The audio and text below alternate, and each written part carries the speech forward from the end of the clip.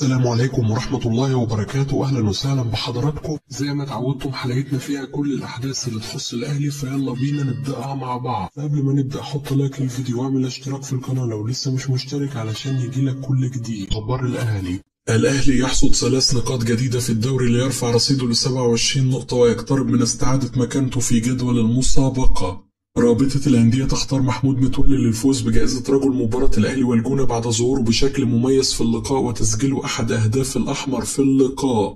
جهاد جريشة وكل خبراء التحكيم يؤكدون صحة هدف إمام عاشور وصحة ركلة جزاء الأهلي في مواجهة الجونة بالدوري. الجهاز الفني يهنئ محمود متولي على مستواه المميز الذي ظهر به في مواجهة الجونة ويأمل أن تبتعد عنه الإصابات لكي يستفيد من قدراته.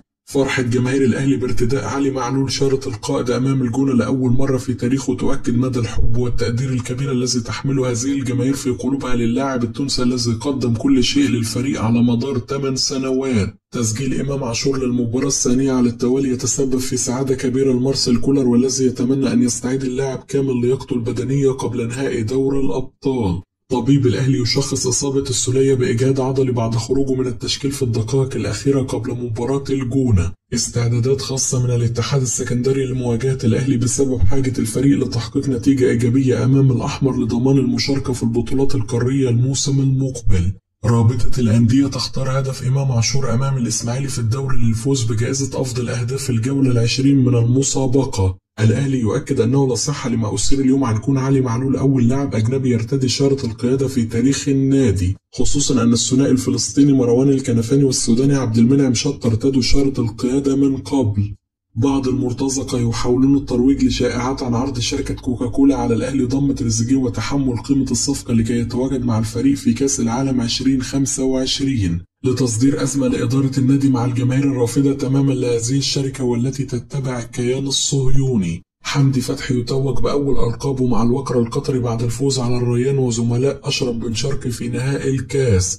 سام مرسي لاعب المنتخب الوطني يضمن العودة للدوري الإنجليزي في الموسم المقبل بعد حسم فريقه المركز الثاني في جدول ترتيب الشامبيونشيب. اللاعب التونسي المعتزل محمد السليتي يحذر الترجي من قدرات إمام عاشور قبل نهائي دوري الأبطال وينصحه باستغلال جبهة محمد هاني. هالاند يحسم صراع هداف الدوري الإنجليزي مبكرا بعد تسجيل 4 أهداف جديدة وتوسيع الفارق بينه وبين أقرب منافسيه ل5 أهداف قبل 3 جولات من نهاية المسابقة. كيل ووكر مدافع مان سيتي المميز يقترب من الانتقال لأحد أندية الدوري السعودي في الموسم المقبل. مارسيل كولر: بدأنا المباراة اليوم بشكل جيد وكنا نفعل ما نريده. توقعنا طريقة لعب المنافس الدفاعية وحاولنا التركيز على دقة التمرير والتحرك السريع في ظهر المنافس، ولكن كنا نخسر الكرة كثيرا وكان هناك عدم دقة في التمريرات في بعض اللحظات، ولكن فرضنا سيطرة تامة على المباراة. تحدثت مع اللاعبين بين الشوطين وقلت لهم نحتاج للتريث ونقل الكرة بشكل هادئ، وهو ما تحقق وتمكنا من تسجيل الهدف الثاني والثالث،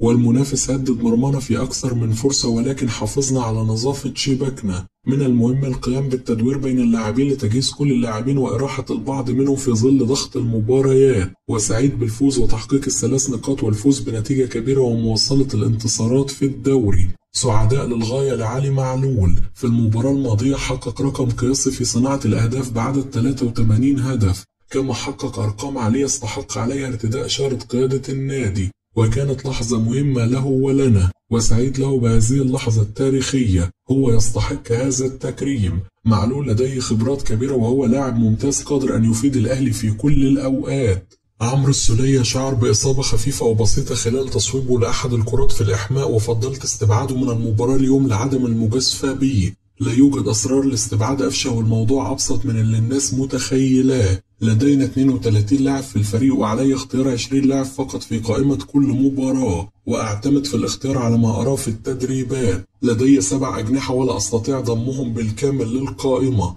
وأقوم باختيار الأفضل الذي يستطيع تقديم الإضافة لي، ولهذا استبعد كريستو من المباريات مؤخرا. من قال أن علي معلول هو رقم 1 في تسديد ركلات الجزاء؟ لقد قمت بتغيير نظام تسديد ركلات الجزاء مؤخرا وأصبح التحديد أثناء سير اللقاء، وهو ما تم اليوم. أحدد اللاعب الأقدر بتسديد ركلة الجزاء بعد تحديدها وفقا لحالة اللاعبين في الملعب وسير المباراة. عبد الظاهر السقا: عودة محمود متولي لابد أن تكون درس مهم جدا لكل لاعب. درس لكل لاعب ألقى الفوطة. اللاعب استبعد من التدريبات لفترة طويلة وعاد بعد عناء كبير، والرائع أنه عائد بقوة رهيبة. بالتأكيد أكثر شخص سعيد بعودة متولي هو مارسيل كولر، فالمدرب ليس له أي مصلحة شخصية ومن يجتهد يحصل على فرصة. كل الكرات التي وصلت لمتولي تعامل معها بشكل صحيح اليوم، وهو بلا شك يستحق نجم المباراة. أتمنى له التوفيق وأن تبتعد عنه الإصابات، فلو حدث ذلك الأهلي سيكتسب مدافع كبير. أرى من القادة في الملعب فسبق وكان قائد في الإسماعيلي، ولاعبي الأهلي كانوا سعداء بيه جدا اليوم. كده تكون انتهت أخبارنا، نشوفكم على خير في حلقة جديدة.